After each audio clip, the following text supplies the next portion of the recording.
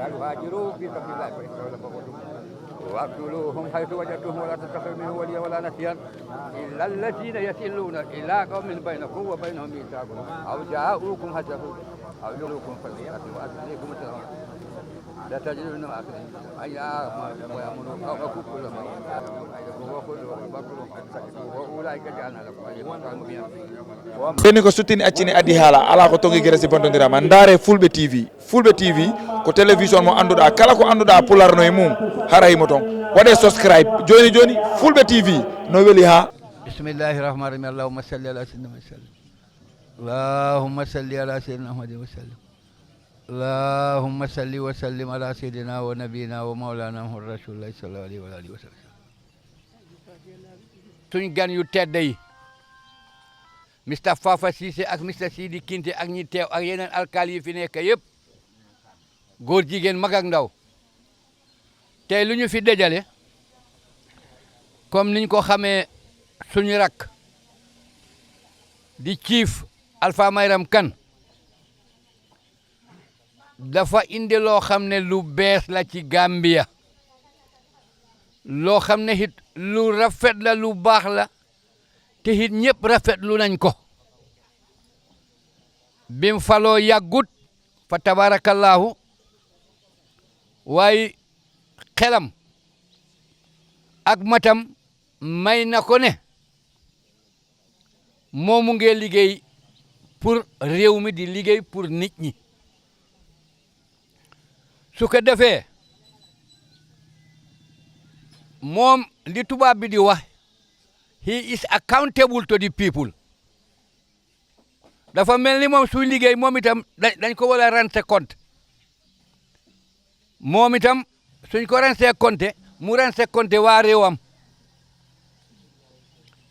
lii moo ko indi ci Gambia mu rafet lool at bu nekk nag bi mu faloo ak tey daf ko dee def dajale réew mi yëpp kenn ku nekk lii sa liggéey mu rafetlu ko mu jox la ay certificat pour wane ne sa liggéey rafet na ci fànn bu nekk nag du alkaali rek de te itam nag ci réew mi yëpp la ñiy jàppale réew mi ci fànn bu nekk loolu daf la dee jox certificat mu wane kontaanteem te ni nga ko jàppale ni nga jàppee réew mi ren nag ñu pare ko ubbee kaamil bii mooy first time ñu ngi koy ubbee kaamil ndax mu ngi dem kanam te ñu bari itam ci kilifay réew mi ci kilifay nguur gi li ko dalee ci gouverneur ak ñi nekk ci kaw yëpp rafetlu nañ ko ba fi mu nekk nii sax am na ñoo xam ne sax ñu ngi ko paree roy ci seen district yi kon nag Alpha gàcce nga laa ma jërëjëf kontaan nañ ci lool comme no debbajo o wini yomi jolfu weena ɗo sosɓena ɗo kono noon langa national mo ngannduɗaa o ko local language national ko jolfe sa haali cooso o nanat pullo o nanat goɗɗo nanat kono en barkinto he ɗemngal men pular hikka eɗen udditira kamil ndaje Alpha o alquran omo ɗum waɗatno noon duuɓi kewɗi giɗo jooɗi ko jooɗi ko he hannde e o addi ko hesɗi he nder laamu Gambia kanko tan fuɗɗi ɗum ɗona ɗum waɗa min de ko ciftormi ko kanko jiirumi ɗum e hitande fof o hawridina leydi ndi o waɗa certificat aji gila he joom en cee he liggotoɓe e nder leydi he jaggiranɓe mbo jaggiranɓe hay hatta laamu Gambia anani pour no jam yaari yeeso no gonirɗen gootum o waɗana ɓe certificat ɗo wiyaɓe on jarama ko ɗum addi noon ngal kawral ɗo hannde hikka noon moɗum waɗatno ko ɓooyi kono hikka o wi ɓayna yaha yeeso o yina yaha yeeso barkena heen te alquran en mbawaɗan ko ɓuri alquran barke sona ɗaɓɓe koye alquran ɗaɓɓete duwa sona ɗaɓɓe koye alquran ɗaɓɓete udditiren ɗum hikka alquran ko ni de o wi he inde joom saare noon kalanmi eyyi joni mi salmini kanko Alpha mi salmini Fafa Cissé mo ngannduɗaa on teewiɗo he Sidi Kinte on ne ari ay Gambia foftini ɗum koñeji fof a yiyat neɗɗo immora Gambia ara teewa ɗo kono nak Alpha a jarama wa tabarakallahu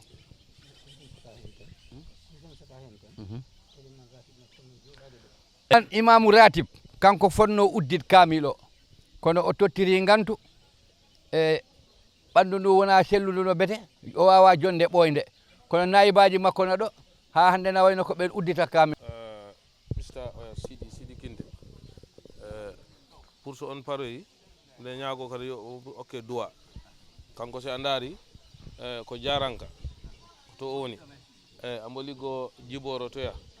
kono e Gambia ɗo gila football yimɓe keɓeno mbaɗi roy e ɗi o waɗata ɗi ko ɗum tagi minen fof mbaɗi d' accord o waɗa nommé kanko wonda chief guest of hono ɗum ɗon noon wona ɓawi e mistake ko services makko national service ɗi waɗata e leydi he ko ɗum ɗon taki so ay kadi am ko mbaɗɗo busy trop hande sa mo dañi programme toon jara mitini kono ɗum ɗon fof o yimmima toon o ari o yo ara hawra e ñalngu he nden noon kanko ne asaɗi okkanmo duwa salli ala Muhammad eyyi o Alaji Faba Sijene o no o mo o yitmin tan Allah taki biko oɗo yimmono ko to heede e ñamina to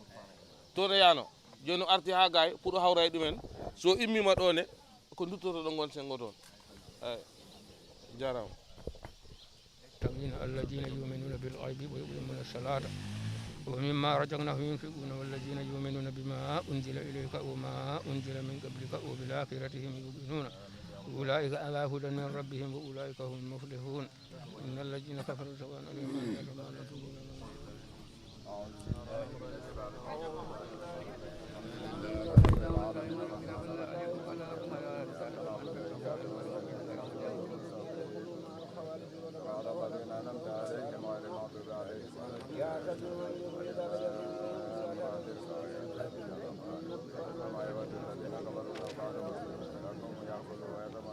بإذن أهلهن وآتون أجورهن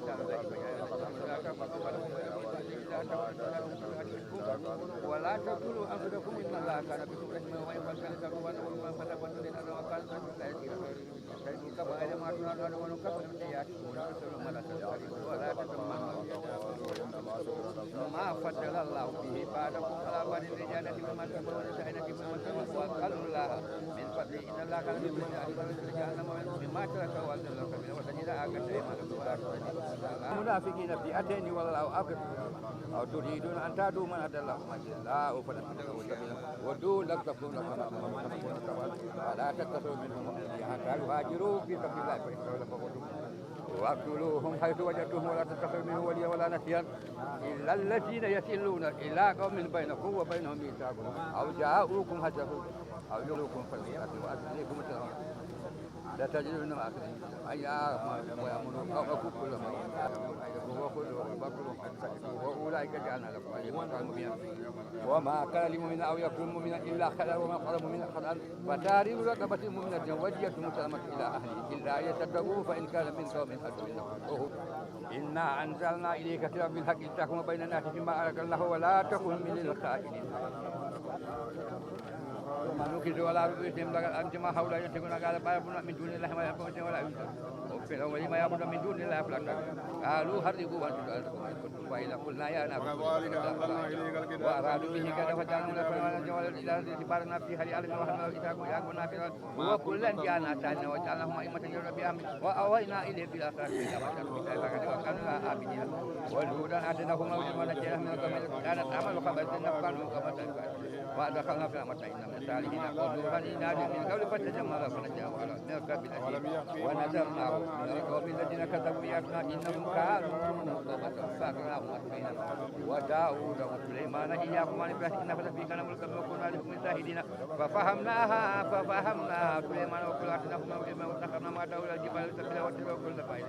وعلمناه صنعة لبوس لكم من بعد فلا كن شاكرا ولسليمان الريح آتفا يذكر فيها اسم الله كثيرا ولا ينصرن الله من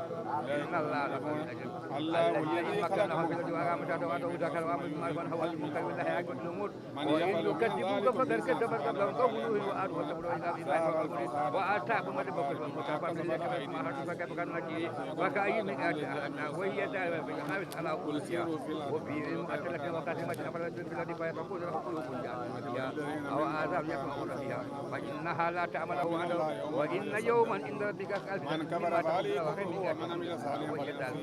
فلنفسه وما أرسلنا إلا إذا تمنى ليجعل ما يلقي الشيطان فتنة الذين في قلوبهم مرض والقاسية قلوبهم ذلك في تكاكيبة وليعلم الذين أوتوا الكتاب أنه فاغفر بك وإنه فاغفر لهم وإن الله لحد ولا يزال الذين كفروا في مية منه حتى تدم تعتبر أو يأتم أصابع بتأكيد للملك يوم الله والذين كفروا وكذبوا بأن أولئك والذين هاجروا في سبيل الله وأن الله لهم ما في السماوات وما في الأرض وإن الله هو العلي الحميد ألم تر أن الله اتخذ يومئذ لا وإن جادلوك فقل الله لما تعملون الله يحكم بينهم ألم تعلم أن الله يعلم ما تفعلون إن ذلك ليسير ويعبدون من دون الله ما لم ينزل به سلطانا وما ليس لهم به علم وما لزال من نسير وإذا تتلى عليهم آياتنا بينات تعرفون بالتي يتلى عليهم آياتنا وعد الله وبئس المصير يا أيها الناس ضرب مثل فاستمعوا له إن الذين يدعون من دون الله لا يخلقون ذبابا ولو اجتمعوا له وليسجدوا ذبابا لا يستنكرون له والمخلوق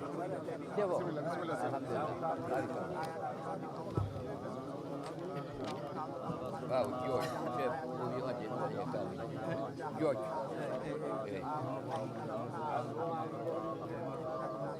ذلك عالم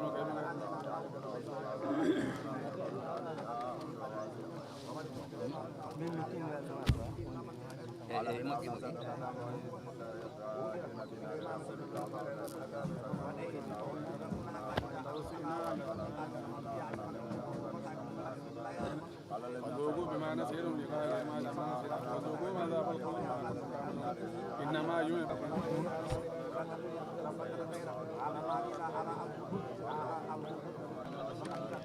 ولا تعلم نفس ومن كان يؤمنا كان فاسقا لا يستوون أما الذين وأما الذين فسقوا فما بهم النار كلما أرادوا أن يخرجوا منها وقيل لهم ذوقوا عذاب ولنذيقنهم من العذاب الأدنى دون العذاب الأكبر لعلهم يرجعون قل يوم الفصل لا ينفع الذين كفروا إيمانهم ولا هم ينظرون فعارضوا وانتظروا إنهم منتظرون بسم الله الرحمن الرحيم يا أيها النبي اتق الله ولا تطع واتبع ما يوحى إليك من ربك فريقا يقتلون وتظهرون وأورثهم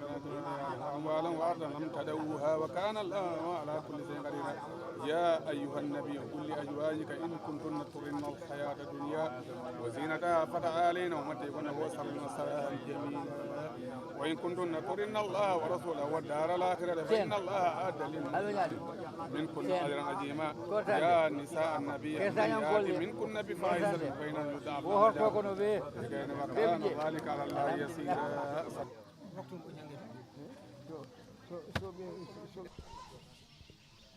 kenn ku nekk ci sa tur sa santa ak sa daraja bu la yàlla ranga bi ñooy tàmbale kaamil gi ñu niiw ñoo fi nekkoon yàlla ate nag am nañ mbooloo léegi su ko defee li waral jàng kaamil bi ñu wax leen ko waaye balaa ñu koy wax nag am na ay kilifa yoo xam ne yokku nañ ci ñun naataango Alpha ci loowa ñoomi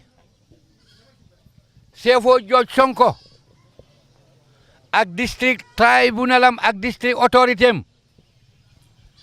ñëpp teew nañ teewle ci Kunteya teewle ci Alpha spécial ci biir mbooloo mi hit Mr Danso ñu xamee ko directeur SAS moom itam mu ngi ci mbooloo mi ëppa ñoomi hit gis naa fi seen délégation yu bari councilor Seydou Bousso gis naa ko fi ak ñeneen civil service bi am na ñoo xam ne it ñu ngi fi li ñu fi dajale nag mooy Alpha min nag di ko fi def at bu nekk bi mu faloog tey dafay def lu mel ni assess boppam assess it ñi mooy liggéeyat mu rangaleen ay nomba wone kontantem ni ñooy liggéeyee dafa mel ni nag district authority Jookaadu yëpp a ngi fi alkali yaa ngi fi code members yaa ngi fi doomi Jookaa yaa ngi fi jigéen góor ak jigéen mag ak ndaw lii moo ñu fi dajale ci wàlli nguur gi ñu ngi fi sécurité yaa ngi fi ci wàllu politique bi ñu ngi fi ñaar ñooñu nag doo leen mën a tàqale politique ak nguur balaa ngay nguuru da ngay politique nga soog a nguuru kon nag dafa mel ni ñaar lii du yëfi politique nag waaye ñoom ñaar mën nañoo tàqale ko ñoom ñaar ñoo dee ànda am na yeneen gan yoo xam ne itam ñi ñëw léegi amoon na ñu fi nekk Mr Fafa Cissé moom itam mu ngi ci mbooloo mi Sidi Kinte moom itam mu ngi ci mbooloo mi kon nag ngeen xamee ko noonu dafa mel ni it gan yi bente ñu ngee ñëw gis nañ fii itam am na ñëw ak si léegi loowa badi bu seen chef alaaji mbooloo mi kon nag ñu ngi ko wax bismillah affaire bi na tàmbalee guñ waay gan yaa ngee ñëw kon nag ma emale ko feegum wasalaamaaleykum wa rahmatullah léegi liñ wax jàng nañ kaamil léegi xatmu wi moo des dañu wax ne nag dañ ci eene ñëpp ci ñaan gi te nit ñi yëpp ñëwaguñ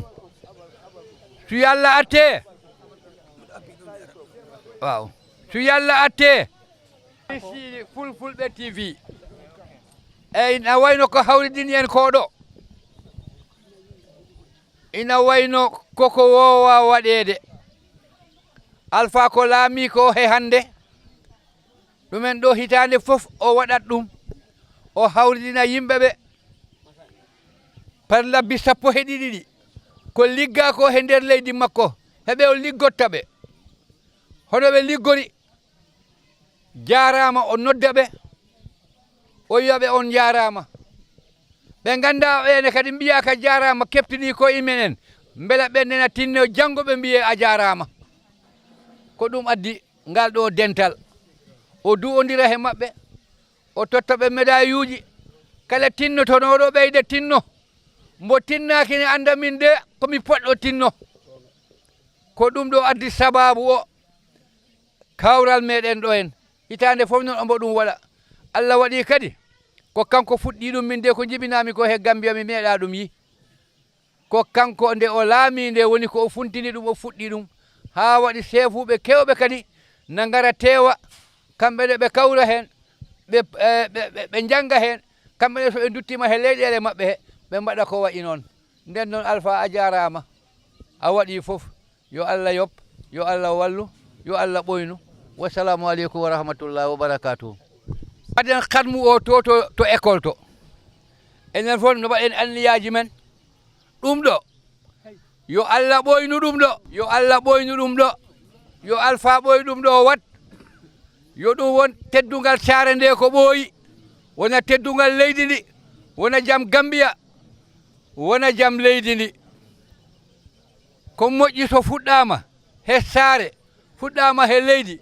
yo ko Gambia fof jeyi ɗum kono nak en duwanto Gambia duwanoɗen Alpha duwanoɗen saare nde duwanoɗen leydi ndi yo Allah ɓoynu ɗum ɗo goto hen fof ɗo immiɗone kadi yo Allah nawtuma toon he jaam Allah waɗa ɗum kumtal haajuji bi jaahi seydil wujud eyo hoɓɓe arɓe ɓeɗo ne fulfulɓe TV mi waɗano ɓe présenté kono ko kamɓe jogui noon oɗo micro mbo kaldeten nden kamɓe ɗe ɓe mbiyama bisimilla jewno nayib ceerno imam tottirtaji ɗe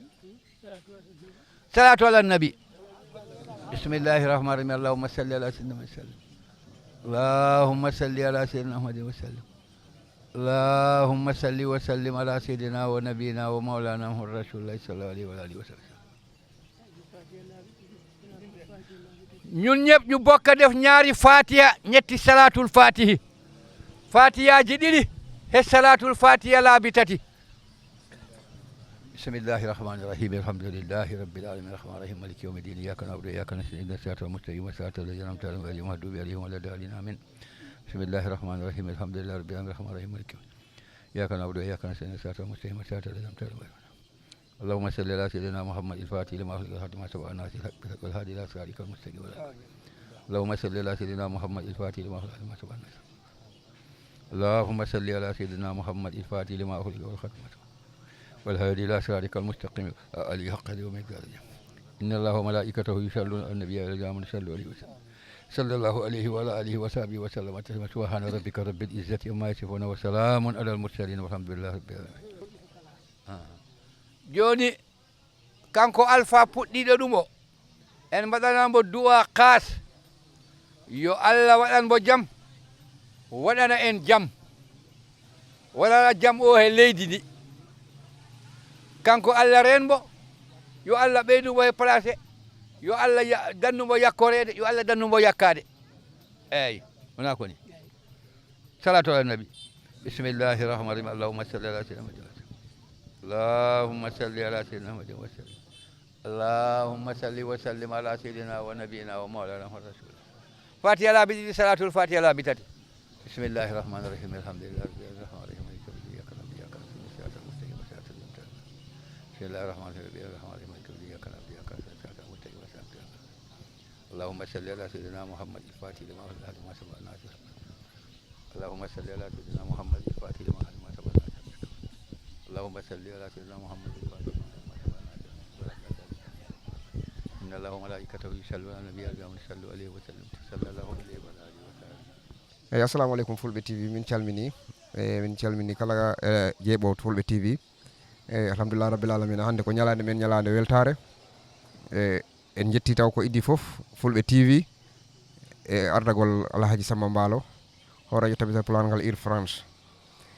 en gari ɗo hande e ñalande teddude nde ñalande Allah teddini woni chief meɗen Alpha Mayram Kane goto gollidijo ɗumen e nder tabital Pular amo teddina yimɓe tedduɓe e nder leydi makko he ɓe gandanɗa hoore maɓe ceeɗe ngala probléme ɗe e civil sawan woni liggotoɓe laamu wonɓe ɗo e leydi makko he taɓe ligguey maɓɓe no foti wara waɗa tottaɓe jeenaari e ɗum noon koko hunde mawde nde gandanɗa hoore ma ko hunde mawde te nder gandi Alpha Kane chief Alpha Kane kamne ko gollidijo goto e tabital Pular tiraniɗo tabital Pular tulnaniɗo leñol ngol ko ɗum tagui tabital Pular no heedani caggal e nde ñalande e dow ardagol Alhaji Sidi Déme ɗum nde tabital Pular Allah warsakaninuɓe e teddugal ngal ganduɗa hoore ma ko teddugal noon famɗata ko famɗi fof e hoorejo kanko Alhaji Sidi Déme kanko e Alhaji Samba Mballo toon to France ɓe battino junngo mabɓe ha ɓe coodini tabital Pular ngaari ndi gandanɗa hoore ma ɗi mbawi adde kam woni ndi ngaari ndi jeeya toon adana ɗum chief teddinira ɗum on o ɓeyditata e ñalande makko he ɗum noon ko yettere Allah no fewi en jetti Pulago Gambia foof en jetti fulɓe aduna o foof en mbi eɗen ɗon gonɗi noon ha fayni ɗon gandi tabital Pular ne jogui cate e nder leydi he catal ngal leydi ndi jata fof noon koma garda ndewa hoorejo ndin leydi woni Alhaji Mamadou Déme kanko mboɗo kanko ceerno Mamadou Ly national trésor tabital Pular e kamen ɗiɗo fof ɓeɗo hoorejo noon yettaki min kaldat ɗo e mon woni Mouhamadou Lamine Diallo national organising secretary national organising secretary mo tabital Pular Gambia woni mana kalfinaɗo e jokkodiral kalfinaɗo e juɓɓude e nder tabital Pular mi totta ɗon tan ceerno Mamadou Ly on tuma min jaafa ɗon kamne hoorejo leydi ndi kamne o weddo hen konngudi bisimilla ma ceerno Mamadou Ly alhamdulillahi rabbil alamin en jettum Allah e nelaɗum sallllahu alayhi wa sallam en jetti fulɓe TV en jettaniɓe Allah e nelaɗo sallallahu alih w sallam wondude he kamɓe nelaɓe ɗo ɓe woni sohna Khadija Mr Abdoullahi par ce que kala programme ɗo woni e nder leydi he heɓe gara ɗon sababu umminde umma o woni leñol ngol e umminde julɓe ɓe fof e daranade leydi ndi fof wadde ɓe jarnama kadi emin kolla kalifa mabɓe o woni Alay Sama Mbaalo yo andu ɓeɗo ɓe o jokki ɗum ɓeɗiɗo golle yimɓe ɓe na belti e mabɓe no fewi e golle mabɓe ɓe cofti hen ɓe koybini koye mabɓe no fewi ɗum ko yettare Allah yo Allah timmin golle ɗe fof kadi alhamdulillahi rabbil alamina ñalande hande nde ko ñalande weltare ñalande mawnude e leydi Gambia e region leydi Kerewan woni NBR he district woni Jokadu e saare witende Kuntaya gardiɗo woni chef Alpha Mayram Kane ko kanko woni hande mo Allah halfini leydi ndi kadi ko ɗon heɗen ɗo e programme mo o fuɗɗi e leydi he programme moƴƴo mo ganduɗa on programme Gambia kam min kam ko jibinami ko mi meeɗa nande ɗum waɗi taw ko ɗo fuɗɗi mbiɗo wawi wiide bila Gambia susi ɗum meeɗa waɗede kanko hitande foof omo rendina leydi ndi fof e halifaɓe leydi ɓe fof ha laamu e moƴƴuɓe ɓe fof e wajiraɓe fof ha caggal leydi waɗa ummotoɓe gara tawe nde ɗo ñalande sababu omo weltina mo hawrinde yimɓe ɓe fof no ceerno Mouhammad Lamine Diallo wirini tan o wirtima ni wona wonde nam ko liggotoɓe ha cae gonɗe ɗe nder Jokado leydi district makko ɗo saare ɓurde dañ jaam fof ma o wen ma jeenari o holluma an jamma o a weltanama hen continue e wadde mon jaam beele ɓe mbaɗani ɓe jambe kamɓe ɗe ɓe ñemba ɗum janggo mbannoɓe ɓe ne mbawa continde hen ɗum ko caeɗe fof kadi en neɗɗo gotto liggiɓe liggey moƴƴo e nder leydi he liggani ɗum